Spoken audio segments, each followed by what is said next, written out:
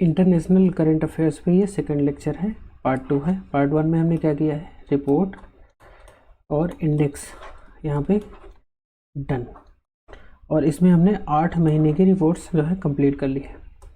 Second number पे अभी international जितने भी इवेंट्स हैं, और इस पे एक और लेक्चर आएगा और वो है यात्राएं। इससे पहले मैंने एक और वीडियो रिकॉर्ड किया है इंटरनेशनल जो इवेंट्स हैं इसमें से किस तरह से इसको पढ़ना है। तो मैं क्या करूँगा, मैं कोशिश ये करूँगा कि इस लेक्चर को मैं इसका वीडियो बनाऊँ, इसके बाद इसका PDF में डाल दूँगा। लेकिन वो वीडियो आपको ज़रूरी है देखना है, अगर उसको नहीं देखा है तो इसको मत देखिए।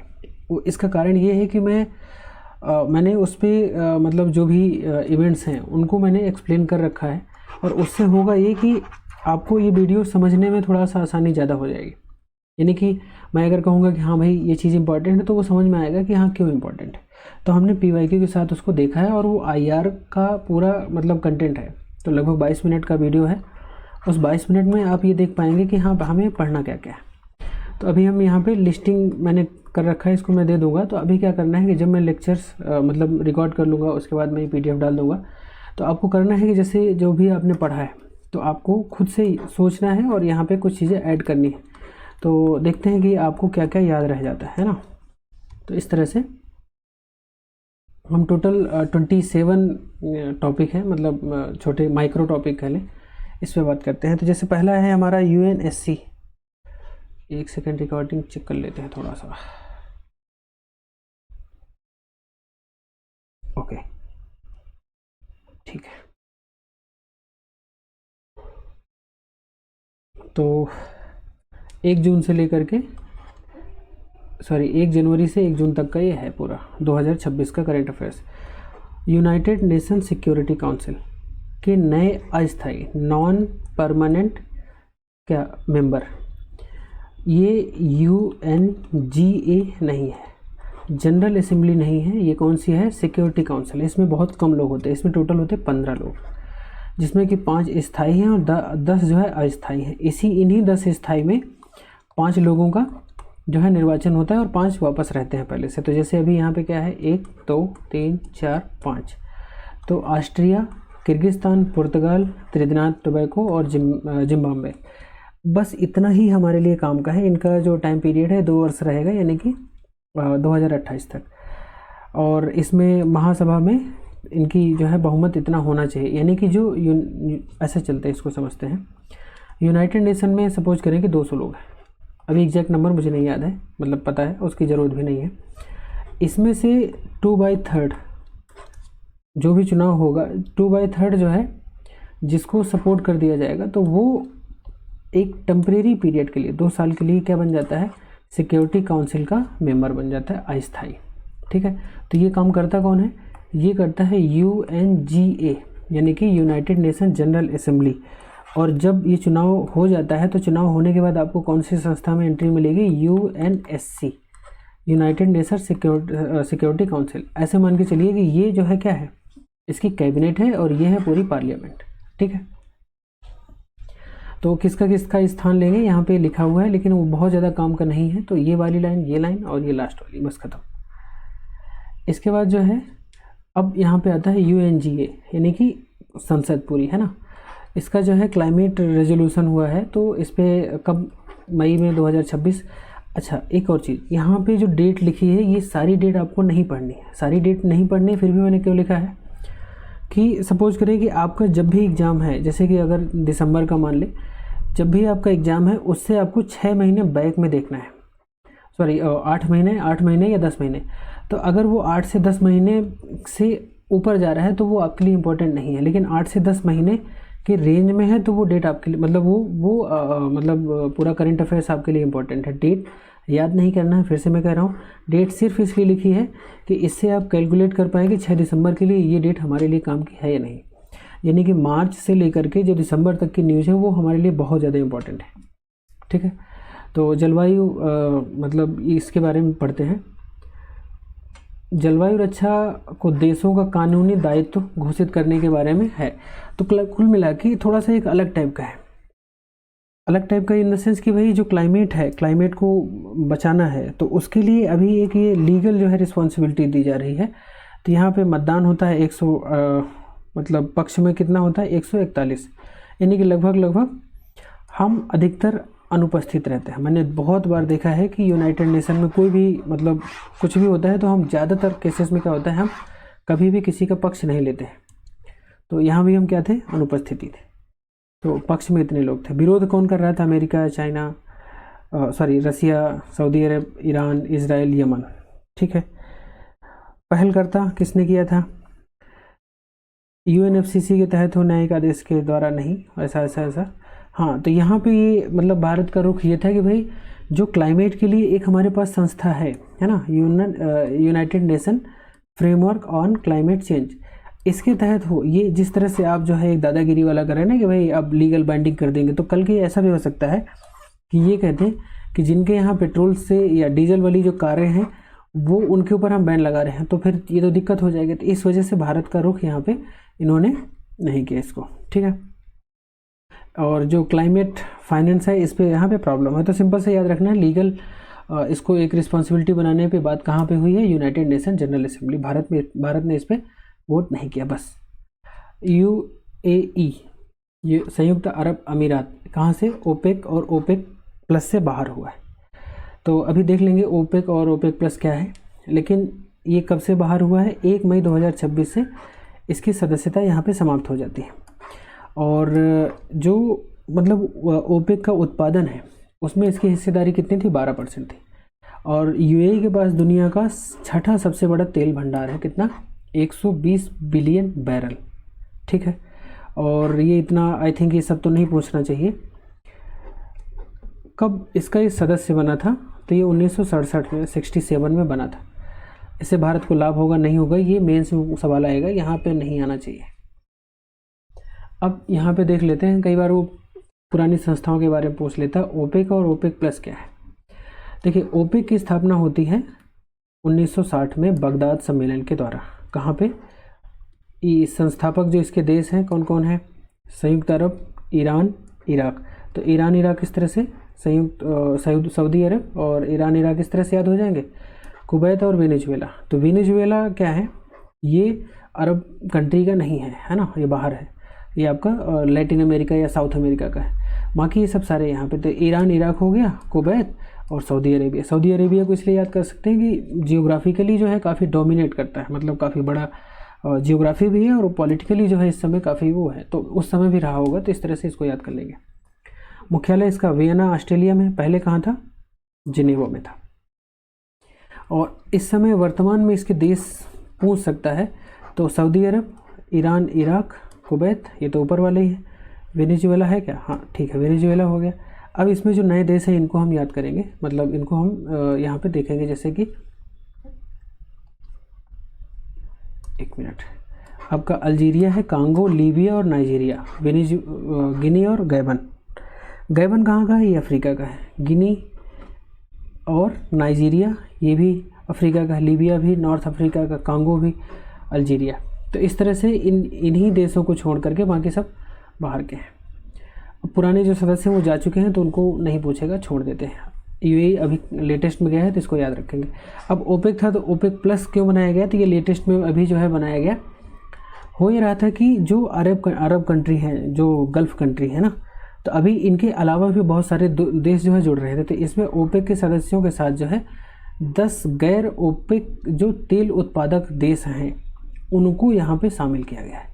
यानी कि जो इसमें ओपेक के पहले मेंबर थे ये भी कह रहे थे कि हम देखो हो क्या रहा है। एक्चुअली ये एक पूरा मतलब एक ग्रुप है जो ये डिसाइड करता है कि तेल कितने रुपए में बेचना है। अगर ये इधर के 10 और इधर ये सब मिलके ये कह लें कि भाई हमें तेल नहीं बेचना है, तो यहाँ पे समस्या हो जाए, क्योंकि यही प्रोडक्शन कर रहे हैं। ठीक है, तो यहाँ पे क्या है, अभी रूस, Kazakhstan, Mexico, Oman, Azerbaijan, Bahrain, Brunei और सूडान, दक्षिण सूडान। तो हो सकता है कभी आर्थिक भूगोल में पूछ ले कि इनमें से कहाँ पे पेट्रोलियम होता है, तो एक जस्ट नॉर्मल हमारे पास ये डेटा रहेगा। Shield of America's counter cartel coalition, मतलब अभी अमेरिका में क्या प्रॉब्लम है और ये रियल प्रॉब्लम है। जैसे कि इधर ये है अमेरिका के नीचे इधर है मैक्सिको, फिर यहाँ पे छोटे छोटे बहुत सारे देश हैं, और फिर इधर ये वेनेजुएला है। तो यहाँ पे ड्रग्स की जो है बहुत ज़्यादा सप्लाई होती है। तो इस पूरे कार्टेल को ख़त्म करने के लिए शील्ड ऑफ अमेरिका नाम से डोनाल्ड ट्रंप ने फ्लोरिडा मियामी में क्या एक शिखर सम्मेलन में बोला कि भाई हमें ये बनाना है। तो इसका नाम क्या है, तो इस नाम को भी याद रखना है और ये शील्ड ऑफ अमेरिकाज भी याद रखना है। आतंकवादी और ड्रग कार्टेल के नेटवर्क को सैन्य बल से जो है नष्ट करना है। और चीन और रूस मतलब इसका जो एक रणनीतिक लक्ष्य कह सकते हैं ये हो सकता है कि चाइना और रसिया के जो मतलब एक्सटर्नल जो इम्पैक्ट है वहाँ पे कंट्रोल करना है उसको। डोनाल्ड ट्रंप ने इसको जो है यहाँ पे हेड बनाया हुआ है। अब इस पे 18 देश हैं। अब 18 देश तो मुझे नहीं लग रहा है कि किसी को याद होंगे, एक बार इसको देख लेना बस, बाकी हो गया। ये इम्पॉर्टेंट है ना, ये हमारे लिए जो है इम्पॉर्टेंट है।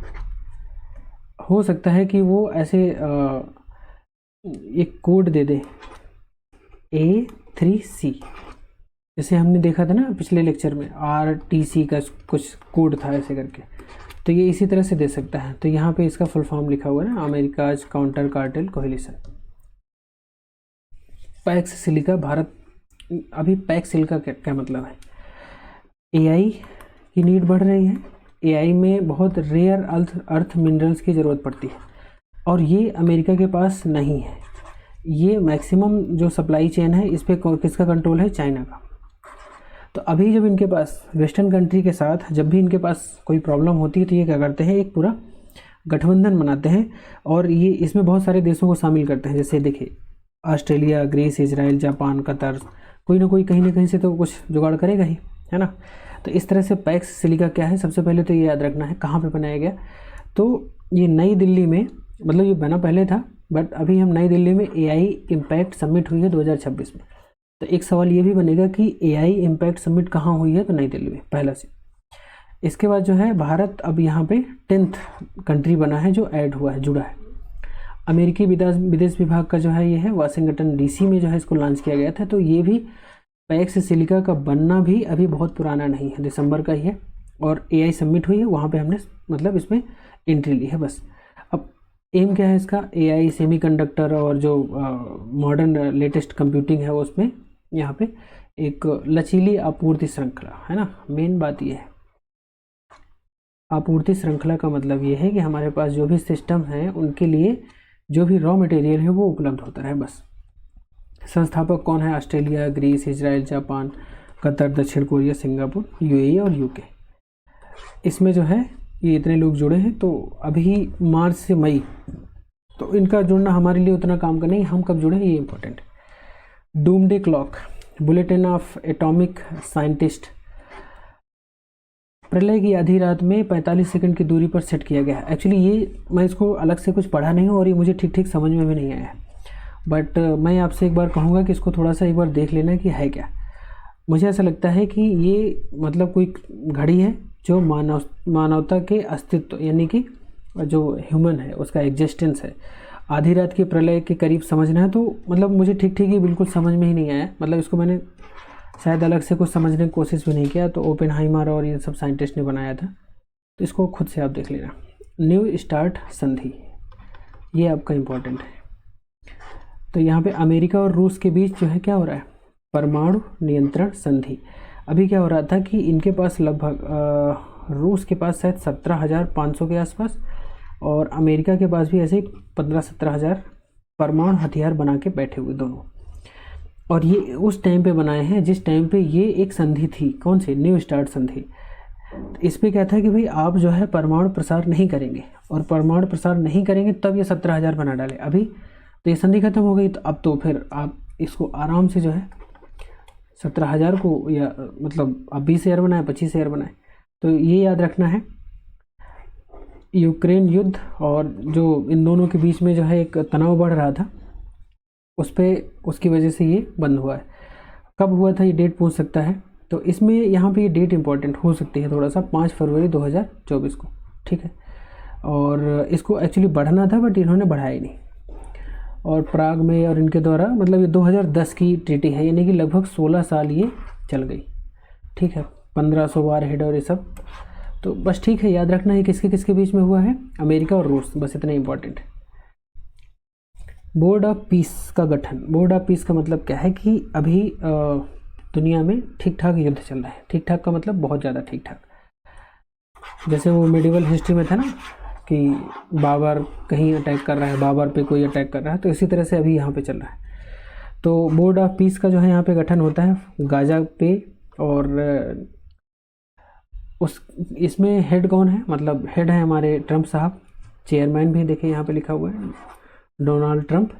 और ये इसमें कुछ कुछ ऐसी संस्थाएं बनी हैं, जैसे कि मतलब कुछ कुछ योजनाएं हैं, जैसे 20 सूत्री शांति योजना। सीधे सवाल पूछेगा कि किससे संबंधित है, तो ये अक्टूबर 2025 का ही, बहुत पुराना नहीं है। तो इसलिए 20 सूत्री शांति योजना किससे संबंधित है, डोनाल्ड ट्रम्प से। किन देशों के बीच में जो है, ये इजराइल और जो गाजा में इस समय लड़ाई हो रही है, तो गाजा के ऊपर शांति बनी रहे वहाँ के लिए बनाई गई है, ठीक है। और इसी के तहत जो है गाजा में बोर्ड ऑफ पीस का गठन किया गया। तो ये सवाल ऐसे भी पूछ सकता है कि बोर्ड ऑफ पीस किससे रिलेटेड है, गाजा से। बोर्ड ऑफ पीस किस योजना के तहत बनाया गया है, 20 सूत्री शांति योजना के तहत बनाया गया था। इसमें मीडिएटर कौन है, ट्रम्प, बस। और युद्धरत गाजा में शांति और ये सब सारी चीज़ें करनी है। और हाँ, एक ये और है चार्टर ऑफ बोर्ड, ठीक है। इस तरह के सवाल पूछता है जो कीवर्ड वाले होते हैं ना। चार्टर ऑफ बोर्ड जो है 16 जनवरी को हस्तांतरित, और ये WEF यानी कि वर्ल्ड इकोनॉमिक फोरम में यहाँ पे अनुमोदित किया गया। तो चार्टर ऑफ बोर्ड भी इसी से संबंधित है, ठीक है। ओके, इसके बाद जो है भारत, अमेरिका, इजराइल और ये सब यहाँ पे बन सकते हैं। कुल मिला के अगर ये बोर्ड ऑफ पीस वाली जो बात आए तो भारत है कि नहीं, तो हाँ ठीक है। अस्वीकार करने वाले देश हैं इतने सारे हैं, तो इनकी डेट नहीं हम याद कर पाएंगे। आप याद कर पाएँ तो कर सकते हैं। बस इतना ही इसमें यहाँ पे काम था। बोर्ड ऑफ पीस इम्पोर्टेंट है, आ सकता है। फिर यूनाइटेड नेशन हाई सी ट्रीटी, अब ये क्या है, उन समुद्री क्षेत्रों के लिए नियम जो है निर्धारित करता है जहाँ पे देश की जो, मतलब अभी ऐसे इसको समझते हैं, इधर समझते हैं। ये है हमारा भारत। इसके बाद 200 नॉटिकल माइल तक हमारा यहाँ पे ऐसे करके एरिया है। इसके बाद ये पूरा हाई सी है। हाई सी मतलब यहाँ पे सबका कब्जा है। तो यहाँ पे किस तरह से कानून रहेगा, किस तरह से जो बायोडाइवर्सिटी है उसको बचाने के लिए यहाँ पे क्या किया जाए, किस तरह से रूल रेगुलेशन बनाया जाए, उस पर बात होती है। तो औपचारिक नाम क्या है इसका, BBNJ, biodiversity of areas beyond national jurisdiction. यहाँ पे क्या लिखा है, हमारा ज्यूरिडिक्शन कहाँ पे आता है, यहीं तक आएगा, इसके बाद तो नहीं आएगा। तो अब ये बायोडाइवर्सिटी है, इसको बचाना है हमें, तो वो इस पर हम यहाँ पे बात करते हैं। सबसे पहली बात तो ये है कि अगर इस संधि में उन सभी देशों पर बाइंडिंग है जिन्होंने इसमें जो है अनुसमर्थन यानी कि साथ वो कर लिया, साइन कर दिया।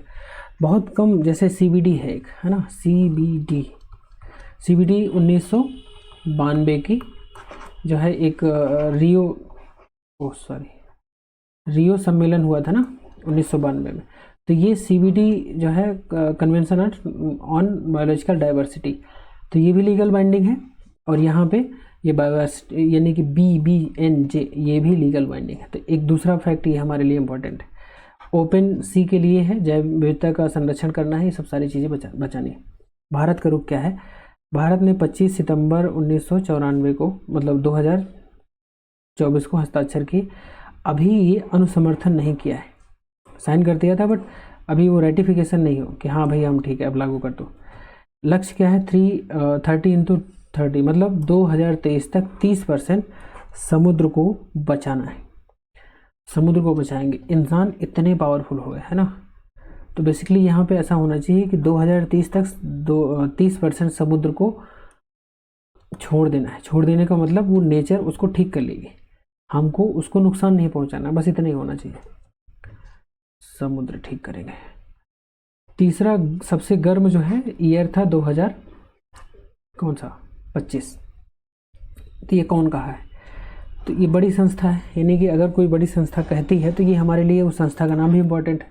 तो वर्ल्ड मेट्रोलॉजिकल ऑर्गेनाइजेशन WMO और यूरोपीय संघ का कापरनिकस जो सर्विस है, इन दोनों ने कहा कि भाई हाँ इस साल गर्मी तो थी। कितनी गर्मी थी, 1.45 के आसपास मान के चलो कि प्लस ज़्यादा था।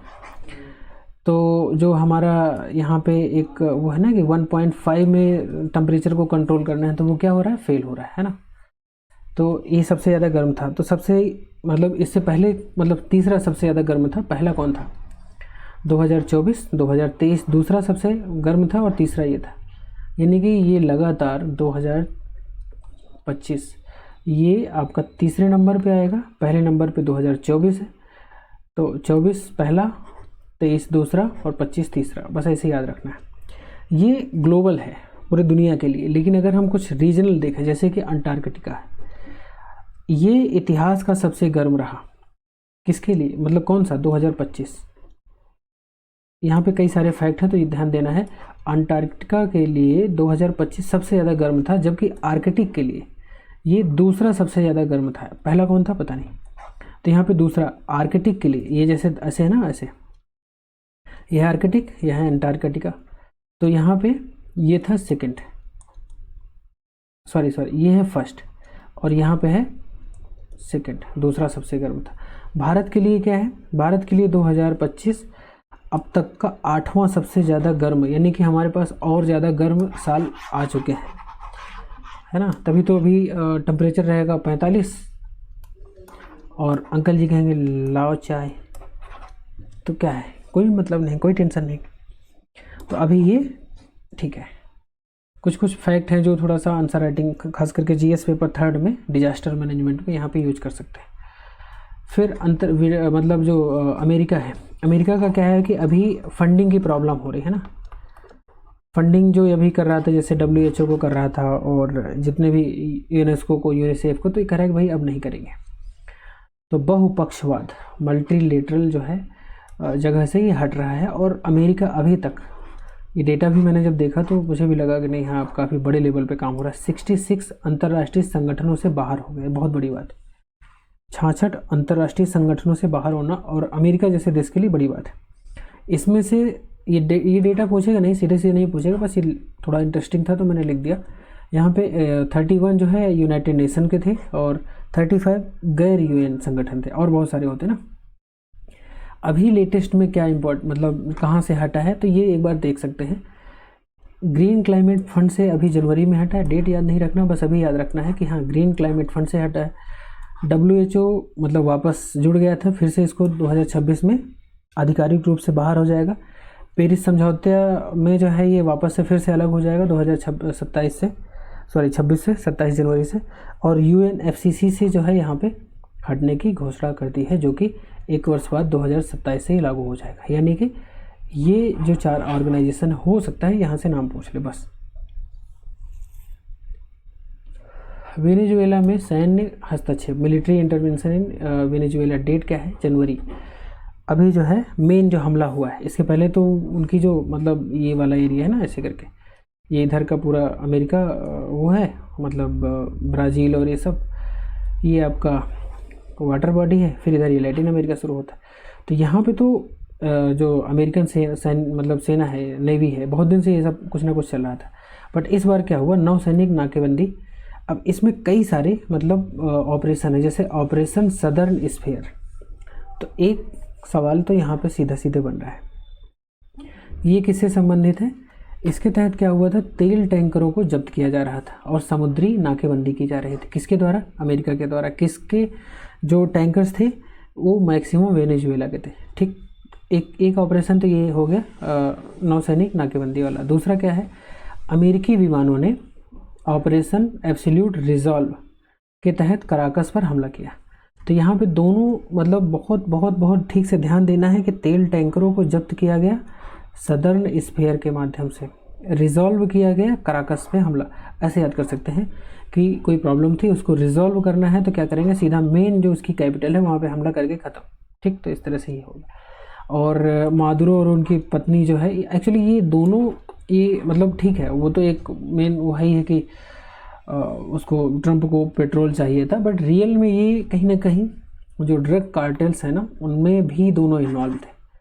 तो इन दोनों को जो है, सीलिया को और माधुरो को बेचारे उठा ले गए, जो है कानूनी आरोप, ये सब ड्रामा है। अभी ये क्या लिखा हुआ है, वेनेजुएला विश्व के सबसे बड़े प्रूव्ड जो तेल भंडार है, कितना है, $303 अरब। मतलब बैरल। वैश्विक जो मतलब उसका यानी कि पूरी दुनिया में अगर 100 लीटर तेल है तो इसके पास कितना है, 18 लीटर। और इस तरह का कोई भंडार अगर अमेरिका के पास आ जाता है तो ये बड़ी बात है। हालांकि इसका जो ऑयल रिजर्व है ये ऐसा मतलब बहुत ज़्यादा इसको टेक्नोलॉजी, इकोनॉमी और इन्वेस्टमेंट अभी अब जैसे न्यूज़ में कभी देखें तो ट्रम्प क्या कर रहा है, वो फंडिंग इकट्ठा कर रहा है कि वहाँ पे फंडिंग किया जाए, किसके लिए, माइनिंग के लिए, मतलब वो उसको तेल को निकालने के लिए। तो ठीक है, बस ये यहाँ पे ये चीज़ें हमें याद रखनी है, ऑपरेशन स्पेयर और ये टोटल रिजर्व, बस ये दो चीज़ें ज़्यादा इंपॉर्टेंट है।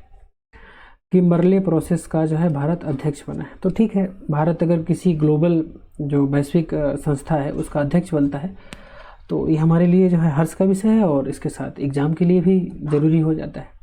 तो 2026 के लिए यहाँ पे अध्यक्षता सौंपी गई है भारत को। इससे पहले ये उपाध्यक्ष भी रहा है, तीसरी बार है जब ये अध्यक्ष बना है। और इसका जो मतलब हेडक्वार्टर कहाँ पे है, बोत्सवाना में है बस।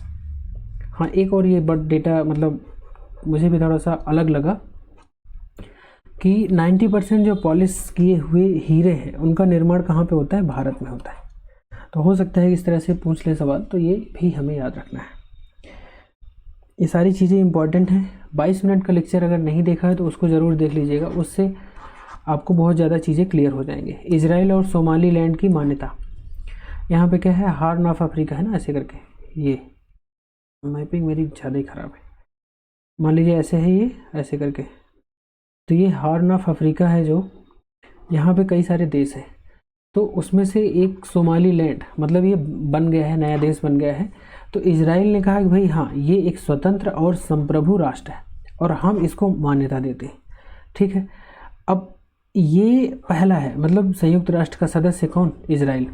तो किसी संयुक्त राष्ट्र सदस्य के द्वारा सोमालीलैंड को पहली आधिकारिक मान्यता दी गई और ये अब्राहम अकॉर्ड 2020 का जो हुआ था उसकी भावना पर आधारित है। इसलिए ये यहाँ पे 1960 में जो है सोमालीलैंड ने ब्रिटेन से स्वतंत्रता पाई थी और सोमालिया ने इसको मतलब से पुनः जो है इसने आज़ादी वो बोल दिया। कुल मिला के ऐसा मान लिया कि जैसे कि भारत नहीं, जैसे कि वो है क्या, पाकिस्तान 1947 में भारत से अलग हुआ पाकिस्तान, और 1972 में 71 में क्या हुआ, इधर वापस से बांग्लादेश बन गया। ऐसे ही कुछ है कि इनको जो है अलग किया गया ब्रिटेन से 60 में, और 91 में सोमालिया से इन्होंने आज़ादी की डिमांड करना शुरू कर दिया कि भाई हमको आज़ादी दे दो। और फाइनली अभी क्या है कि उन्होंने एक बना दिया देश। ठीक है, ये कहाँ पे, अदन की खाड़ी में है। और ये ठीक है, बनेई मेनासे समुदाय इजराइल वापसी हो रही है। इसमें एक्चुअली कई मतलब वो है कि इनकी कई सारी ट्राइब्स थी, ग्रुप्स थे, जो 7 ट्राइब्स थे, जो कोई उत्तर गया, कोई दक्षिण गया, कोई पूरब, तो कोई ऐसे बता रहे हैं कि नॉर्थ ईस्ट आ गया, यानी कि भारत में नॉर्थ ईस्ट में ये पहुंच जाते हैं। और वहाँ पे पहुंचने के बाद अभी इनको रिटर्न होना है, यानी कि ये योजना जो है यहाँ पे मंजूरी हो गई है। तो यहूदी वंशजों का एक सामूहिक जो है यहाँ पे प्रवासन हो रहा है। तो जैसे हमने पिछले वाले वीडियो में देखा था कि इससे पहले जो चकमा हेजांग थे वहाँ पे क्वेश्चन पूछा था, तो ये सीधे सीधे पूछ लेगा कि इजराइल में जो जा रहे हैं ये तो लगभग सबको याद है, बट कहाँ से जा रहे हैं, तो भारत के मिजोरम और मणिपुर में निवास करने वाले बनेई मेनासे ये समुदाय है, ये जा रहा है। ठीक है, खोई हुई जनजातियों में से एक है मनसे, और 2030 तक इस समुदाय के कितने लोगों को बसाना है, 5800। और सेफर्डिक चीफ रब्बी ने उन्हें आधिकारिक तौर पे यहूदी वंशज माना था। तो ये इतना इम्पोर्टेंट नहीं, जस्ट डाल दिया इसमें। और 2026 के अंत तक ये सब कुछ नहीं पूछेगा, सीधा सीधा आपका ये वाला इम्पोर्टेंट है, ये इम्पोर्टेंट है। और कहाँ जा रहे हैं, ये इजराइल जा रहे हैं, बहुत ज़्यादा पूछेगा तो हो सकता है डेट पूछ ले, बस इसके अलावा कुछ नहीं। यूनेस्को की जो आधिकारिक भाषा है 11वीं किस्वाहिली। ठीक है, हिल ऐसे करके ना, जैसे कि कोई मतलब वो है पहाड़ी है। तो यूनेस्को ने महासभा के कौन से 43rd यानी कि 43वें सत्र में किस्वाहिली को अपनी 11वीं आधिकारिक भाषा बनाया है। और ये हमारे लिए बहुत इम्पोर्टेंट है, मतलब ये यूपीपीसीएस के किसी न किसी एग्जाम में आपको ज़रूर मिलेगी। क्यों मिलेगी, क्योंकि यूनेस्को या इस तरह के जो बड़े मतलब ग्लोबल ऑर्गेनाइजेशन होते हैं, बहुत कम ऐसा होता है कि अपनी लैंग्वेज या ये सब में सुधार या मतलब कुछ चेंजमेंट करें। और इसका सबसे मेन बात यह है कि यहाँ पे देख सकते हैं कि अफ्रीका महाद्वीप की पहली भाषा है, ठीक है। और तंजानिया सरकार ने पेश किया था, इंपॉर्टेंट नहीं है। 10 भाषाओं मतलब अभी जो यूनेस्को में 10 लैंग्वेज हैं, कौन कौन सी हैं? अरबी है, चीनी है, इंग्लिश, फ्रेंच, हिंदी, इतावली, पुर्तगाली, रूसी, स्पेनिश, महासा इंडोनेशिया की है। और अभी ये हमारी जो किस्वाहिली है ये अफ्रीका की पहली भाषा है जो कि यूनेस्को में शामिल हुई है ना। कोई बच्चा रो रहा है किसी के यहाँ। 7 जुलाई को विश्व किस्वाहिली दिवस के रूप में भी मनाया जाता है, तो ठीक है, उतना इम्पोर्टेंट नहीं है। यहाँ पे ख़त्म होता है घटना चक्र का काम। घटना चक्र में इतनी ही न्यूज़ दी है इस पर्टिकुलर सेक्शन में। अब यहाँ से शुरू होता है घटना सार, है ना। आई थिंक मैंने बताया नहीं तो पहले, मैं इसको दोनों को मिला के बना रहा हूँ, घटना चक्र और घटना सार। थोड़ा सा इसलिए ज़्यादा टाइम लगता है, फिर PYQ के साथ उसको मैप करना है, फिर हाईलाइट करना है, तो लगता है टाइम। तो धीरे धीरे होता रहेगा, बट ठीक है। इसके साथ 6 मंथ का हमारा करंट अफेयर्स भी हो जाएगा। 11वां जो है अवर ओशन सम्मेलन मोम्बासा डिक्लेरेशन। इससे पहले जब हमने PYQ में देखा था तो वहाँ पे किसी डिक्लेरेशन की बात हुई थी, तो केन्या के मोम्बासा में आयोजित हुआ था और यहाँ पे मोम्बासा डिक्लेरेशन स्वीकार किया गया। तो पहली बात तो ये है कि मोम्बासा डिक्लेरेशन किस देश में मतलब किस देश से रिलेटेड है? केन्या से। एक दूसरा है किस मतलब क्यों लाया गया इसको? तो ये इसका है फिशरी सेक्टर के लिए। यहाँ पे जवाबदेही और समुद्री यानी कि जो ओशियन कॉपरेशन है। कई बार ऐसा होता है ना कि इधर से जैसे हमारे तमिल मछुआरे जाते हैं, उधर से श्रीलंका वाले इसमें आपस में लड़ गए, तो बोले कि नहीं जो मछली पकड़ना है ठीक है, बट थोड़ा सा कुछ रूल रेगुलेशन के साथ। फ्रांस, कोरिया और 15 देशों में फिशिंग और ये सब ग्लोबल, तो ठीक है, बस ये इतना ही है। यहाँ पे मोम्बासा डिक्लेरेशन ऐसे नाम से लगता है कि जैसे कोई मतलब टेरर वेरर के लिए होगा, नहीं ऐसा नहीं, मछली के लिए। UN पैसिफिक कमान का जो है नाम चेंज हो जाता है। क्या है? UN पैसिफिक कमान का अभी कीवर्ड क्या है? पुराना नाम जो है बहाल कर दिया जाता है। तो अमेरिका ने 2018 का कोई डिसीजन रहा होगा, उसको पलट दिया है और यहाँ पे US इंडो पैसिफिक कमान का नाम पुनः जो है US पैसिफिक कमांड कर दिया गया है। बस US पैसिफिक कमांड कर दिया गया है और ये 1947 में इन सब के द्वारा, तो मुझे नहीं लग रहा है इतना सब काम का है। हाँ, चीन के प्रभाव और भारत के महत्व के कारण इसमें इंडो शब्द जो है जोड़ा गया था। ओके, ठीक है ठीक है ठीक है। ये हमारे लिए थोड़ा सा ज़्यादा इम्पोर्टेंट हो जाएगा क्योंकि यहाँ पे इंडो शब्द हट गया है, यानी कि भारत नहीं रहेगा। भारत शब्द यहाँ पे इंडो शब्द नहीं है, ठीक है। तो बस ये याद रखना है, US पैसिफिक कमांड फिर से हो गया। दुनिया का पहला अंडर वाटर डेटा सेंटर बनाया गया है। कहाँ पे बनाया गया है? चीन के संघाई के लिंगांग, याद रहेगा। एक आदमी है उसका नाम है लिन और उसके पास क्या है? गैंग है। और गैंग कहाँ रहती है? वो अंडर वाटर रहती है और वहाँ से क्या करती है? वो डेटा सेंटर चलाते हैं ना, वो वाला कंप्यूटर रख के। तो 10 किलोमीटर दूर है दुनिया का पहला। अभी चल कैसे रहा है? पवन ऊर्जा से चल रहा है। मतलब कितने सारे यहाँ पे MCQ। इसको अगर आयोग ना पूछे तो फिर तो मतलब आयोग पे ही एक तरह से क्या क्या है, एक तो लोकेशन नहीं पूछेगा। चीन का संघाई याद रखना, बस हो गया। 10 किलोमीटर दूर जो है कहाँ पे? समुद्र का मतलब दुनिया का पहला पवन ऊर्जा से चल रहा है, ठीक है। वर्ल्ड फर्स्ट अंडर वाटर है। तो एक तो ये है अंडर वाटर है, ये भी फर्स्ट है, और पवन ऊर्जा से चल रहा है, ये भी फर्स्ट है। तो ये इसलिए इंपॉर्टेंट हो जाता है। 32 फीट की गहराई पे जो है ये, और ये सब सर्वर और क्या लगे हैं उतना काम का नहीं है। AC के स्थान पर प्राकृतिक सी वाटर का जो है यहाँ पे यूज किया गया कूलिंग के लिए, ठीक है। और यहाँ पे पवन चक्की प्रोजेक्ट नैफिक से प्रेरित है। माइक्रोसॉफ्ट का कोई प्रोजेक्ट रहा होगा, तो ठीक है, इतना काम का नहीं है। इंटरनेशनल बिग कैट अलायंस, ये क्या है? डेट फिर से वही इम्पॉर्टेंट नहीं है, बट 7 बिल्लियों के लिए मतलब जो बिग कैट्स हैं उनके संरक्षण के लिए भारत का नेतृत्व है। और यहाँ पे बांग्लादेश जो है जून 2026 में इंटरनेशनल इस जो बिग कैट अलायंस है यहाँ पे मतलब शामिल होता है। और ये 26वां और 27वां, हालांकि अब मुझे लग रहा है कि अभी तक शायद स्टार्टिंग में ही पूछ लिया हो, क्योंकि इसमें क्या है, हर महीने कोई ना कोई ऐड होता रहता है। अगर ये पूछेगा, मतलब अगर यहाँ पे सवाल देखिए कैसे, मतलब थोड़ा सा हमें देखना पड़ता है कि किस तरह से सवाल बना सकता है। अगर वो एग्जामिनर स्पेशली ऐसा ही करके पूछे कि 27वां मेंबर कौन बना है या 26वां कौन बना है, तो हो सकता है आपको याद रह जाए। अदरवाइज हो सकता है कि अभी दिसंबर तक कुछ और 2-4 लोग जुड़ जाएं। तो इस तरह के सवाल बहुत ज़्यादा नहीं दिखे मुझे। तो ये 27वां बस देख सकते हैं, जो कि पड़ोसी है, बांग्लादेश है, तो याद कर सकते हैं। पीएम मोदी जो है, इसको प्रोजेक्ट टाइगर के 50 साल पूरे हुए थे। हमने कब शुरू किया था? 1973 में। तो इसके बाद जो है इसका हेडक्वार्टर नई दिल्ली बनाया गया है, ये याद रखना है। 7 बिग कैट के कंजर्वेशन के लिए जो है ये कि ये संधि आधारित ट्रीटी बेस्ड ऑर्गेनाइजेशन है। इलीगल जो हंटिंग हो रहे है उसको रोकना है, ठीक है।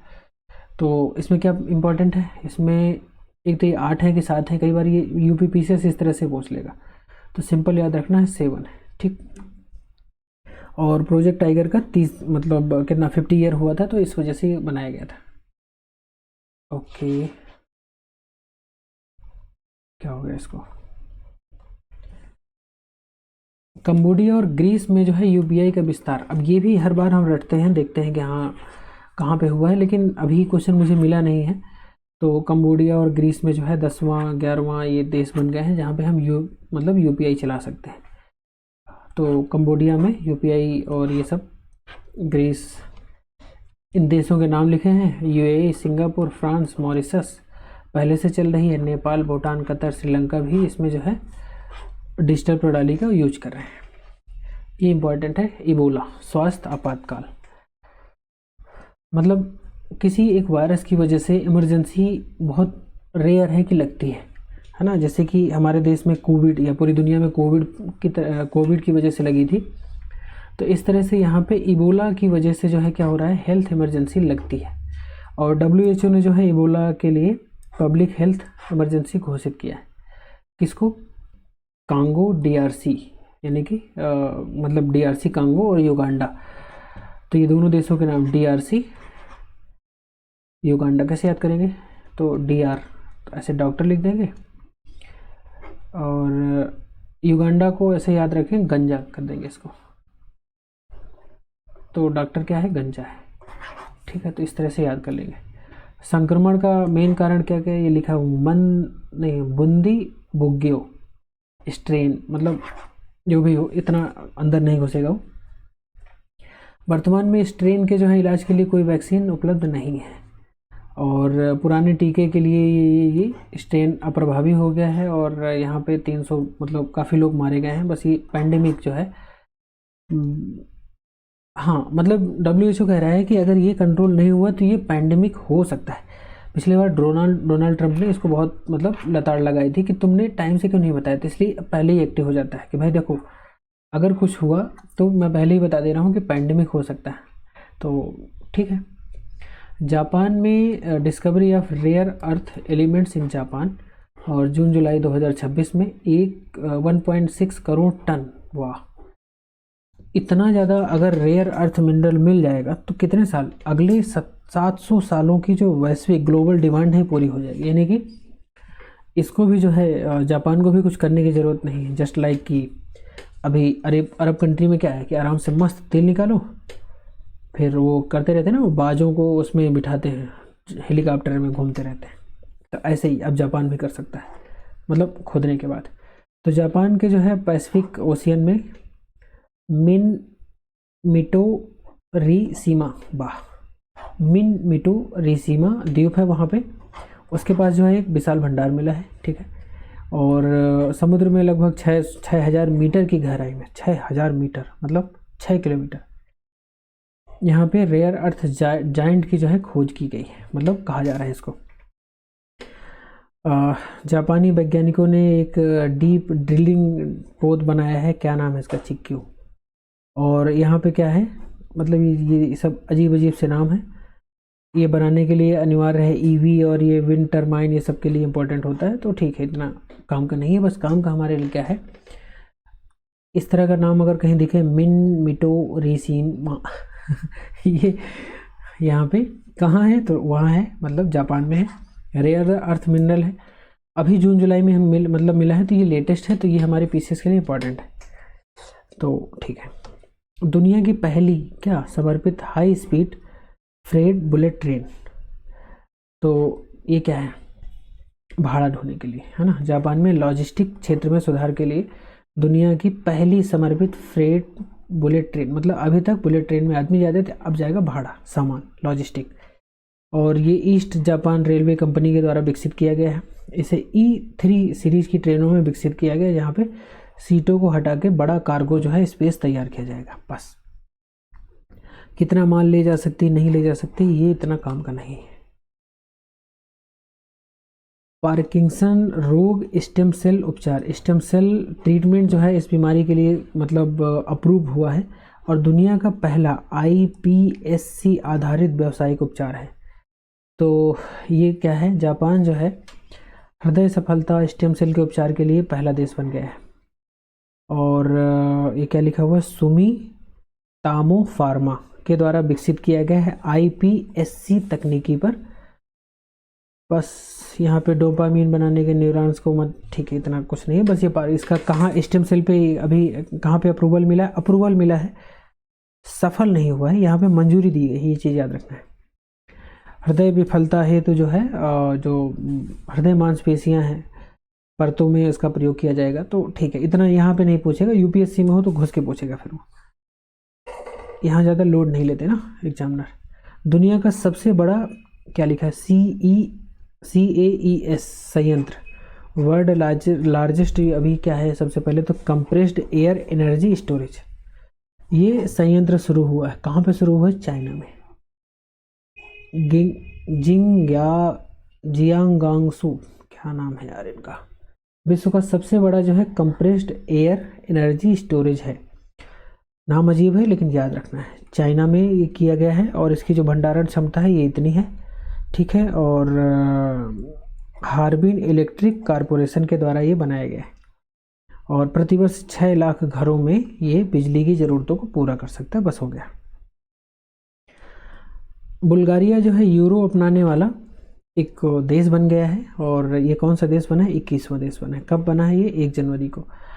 तो मैक्सिमम चीज़ें यहीं पे इधर ही हैं, बट थोड़ा सा इधर भी बहुत डिटेल में उसको लिखा गया है। तो अपनी मौद्रिक जो प्रणाली है उसमें बदलाव किया है 1 जनवरी को, और देश में पुरानी जो उसकी मुद्रा थी लेव, उसको छोड़ दिया। तो कई बार वो मुद्रा भी मैच कराता है, तो हो सकता है कि वो बुल्गारिया को दे, वहाँ पे लेव भी ऑप्शन रहे। हालांकि किसी को याद ही नहीं होगा कि लेव भी कोई मुद्रा होती है। तो अभी वो लेटेस्ट में क्या है, वो यूरो में आ गया है, ठीक है। अब भविष्य में यूरो में लेन देन करेगा और ये 21वां देश हो गया। बस इकोनॉमिक इंटीग्रेशन यहाँ पे और मजबूत हो जाएगा। किसके साथ, यूरो किसकी मुद्रा है, यूरोपीय संघ की मुद्रा है, ठीक है। तो ये हमारे 27 आई थिंक 27 जो न्यूज़ थी वो हो गई कंप्लीट। अब मैं देखता हूँ वीडियो बना कितने मतलब मिनट का। ओके 43